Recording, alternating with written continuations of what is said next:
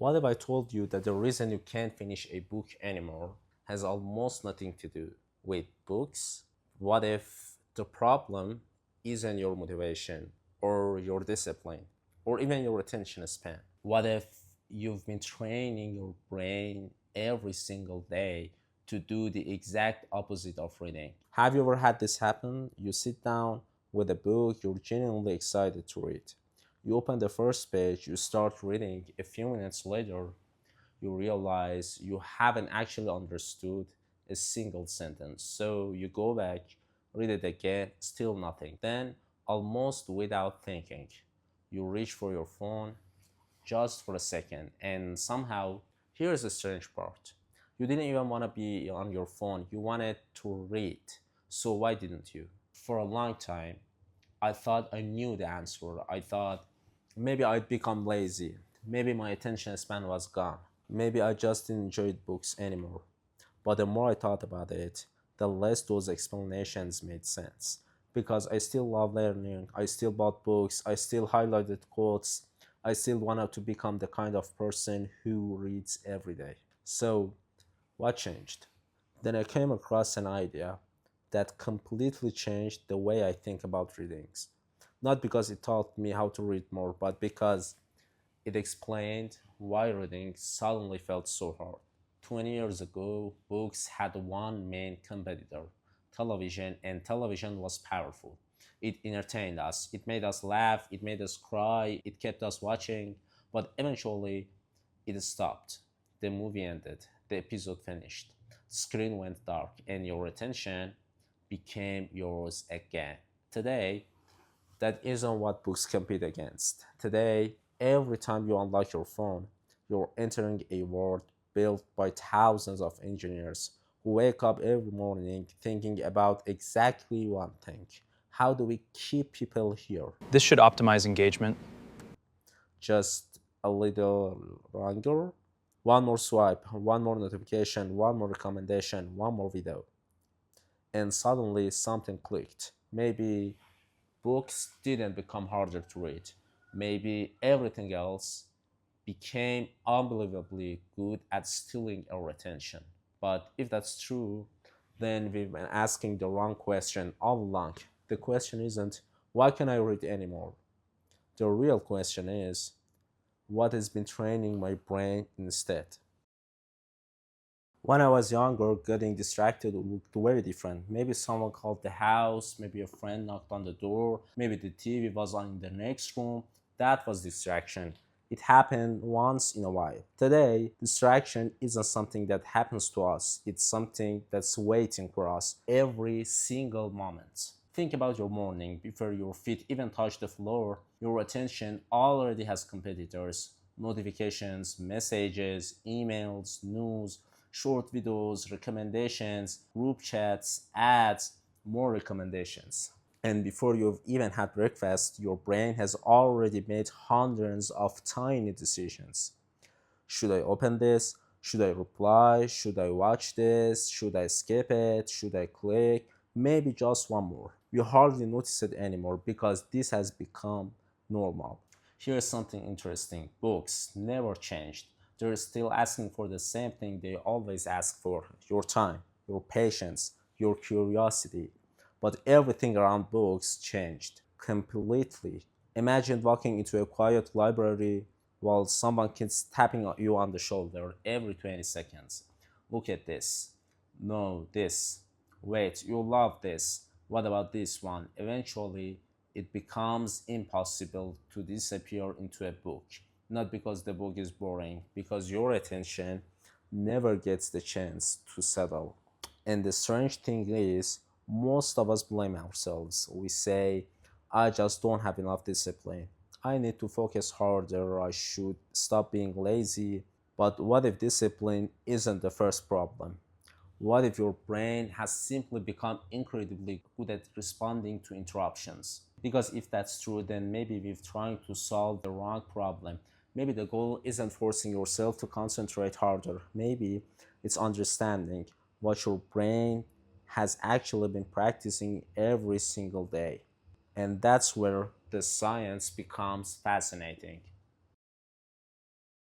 What if I told you your brain is doing exactly what it's supposed to do? Think about learning to drive. The first time, every movement feels awkward. You have to think about everything: the mirrors, the pedals, the steering wheel, the speed, everything requires attention. But after a few months, you don't think anymore. Your brain adapts. It turns repeated actions into automatic ones. That's one of the most amazing things about the human brain. It never stops learning.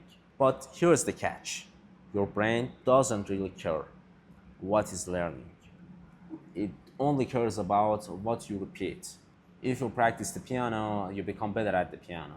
If you practice swimming, you become better at swimming. And if for the last 10 years you've practiced switching your attention every few seconds, your brain becomes very, very good at switching your attentions. Not because it's broken, because it's learned it. Think about the last time you opened Instagram or YouTube or TikTok. Within seconds, your brain experiences something new: a joke, a surprise, a new face, a different voice, another story, another motion. Every swipe teaches your brain something incredibly simple. If this isn't interesting immediately, there's probably something better one swipe away. And after repeating that thousands of times, something begins to change. Now you open a book, the first page isn't exciting. The second page is setting up the story. The third page is introducing new ideas. The reward doesn't arrive right away, and your brain does exactly what you've trained it to do. It starts looking for something faster, not because the book failed, not because you failed, because your brain has become incredibly efficient at expecting immediate rewards. And this is the moment everything changed for me. I stopped asking, how do I force myself to read? And I start asking, how do I retrain my attention? Because those are completely different questions. One is about fighting yourself, the other is about understanding yourself. And the good news is, anything your brain has learned, it can learn differently. The question is, where do you even start? So, if your brain learned this, can it learn something different? Yes, but probably not the way you've been trying. Most people try to rebuild their reading habits by relying on motivation. They buy another book, set a goal, promise themselves, this time I'll read every day. It works for 3 days, maybe a week, and then life gets busy. The phone wins again, and the book goes back to the shelf. The mistake isn't that people stop reading. The mistake is expecting your brain, retrained for constant stimulation, to suddenly enjoy hours of quiet focus. That would be like asking someone who hasn't exercised in years for run a marathon tomorrow. It doesn't work like that. You don't rebuild endurance by pushing harder. You rebuild it by starting smaller. So instead of trying to read more books, your first book, not another task for your to-do list. Just simple. Here's the system I start following. I call it the reading reset. It only has 4 rules. Rule number 1: never stop because you're tired. Stop while you're still enjoying it.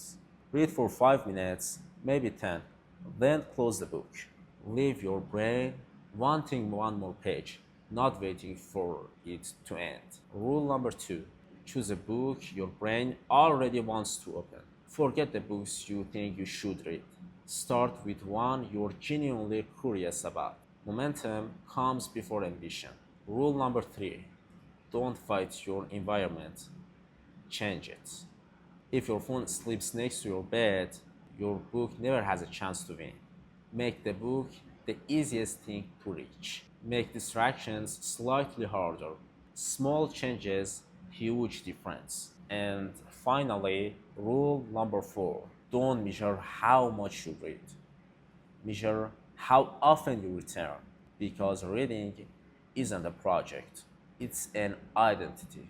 Every day you open a book, even for 5 minutes, you're casting a vote for the person you're becoming.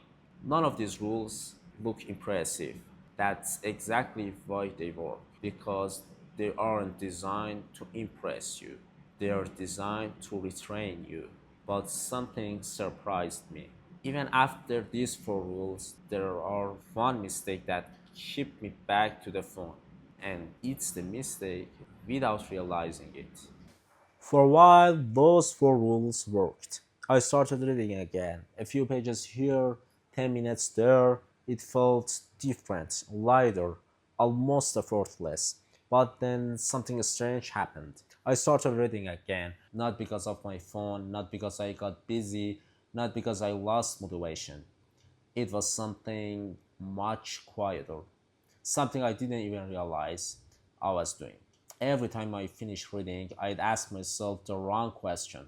How many pages did I read? Or how many books have I finished this month? Without realizing it, I had turned reading into another productivity challenge. Another score, another number, another thing to optimize. And suddenly, reading started feeling like work. But books were never supposed to feel like that. Books aren't a competition, they're a conversation. You don't sit down with someone you admire and think, I hope this conversation ends quickly. You stay because it's meaningful. Reading works the same way. The goal was never to finish more books. The goal was to become the kind of person who naturally returns to books. There is a huge difference. Someone who reads doesn't wake up every morning feeling motivated. They simply don't negotiate with the habit anymore. Just like brushing your teeth or making a coffee, it's no longer something they force themselves to do. It's part of who they are. That's when I stopped chasing the reading streaks, annual book goals, reading challenges. Instead, I started asking myself just one question. Did I spend a few quiet minutes with books today? If the answer was yes, that day was a success. Even if I only about 5 pages. Because every time I open a book, I wasn't just reading. I was voting for the person I wanted to become. And once I understood that, reading stopped feeling like another task I had to complete. It started feeling like coming home. But here's something interesting.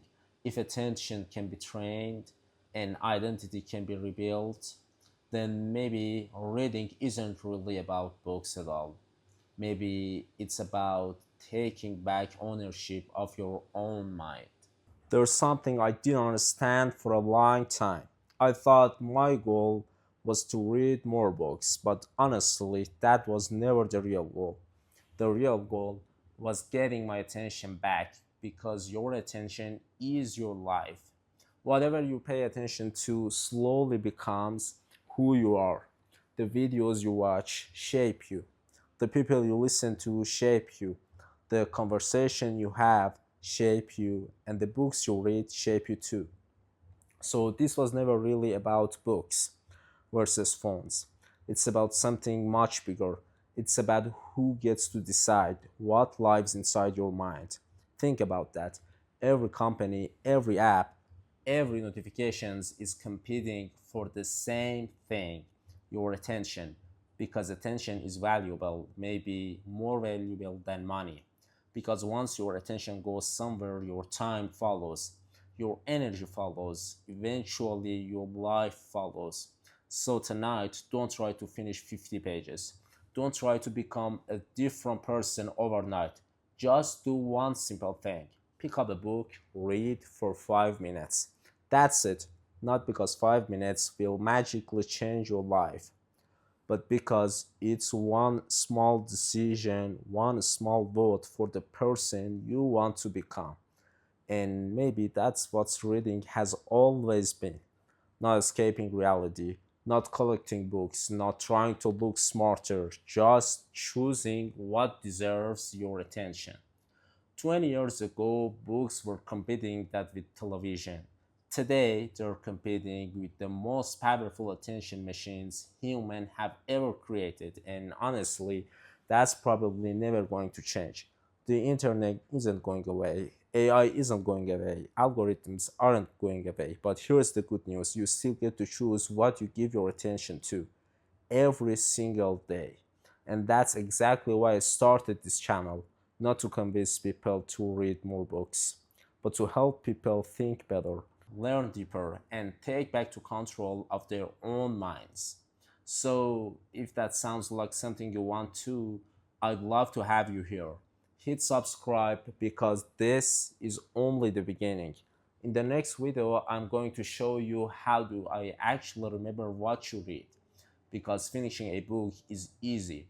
Keeping its ideas for the rest of your life is a completely different skill. Until then, close this video, put your phone down, open a book, and take back the next 5 minutes of your attention. I'll see you in the next one.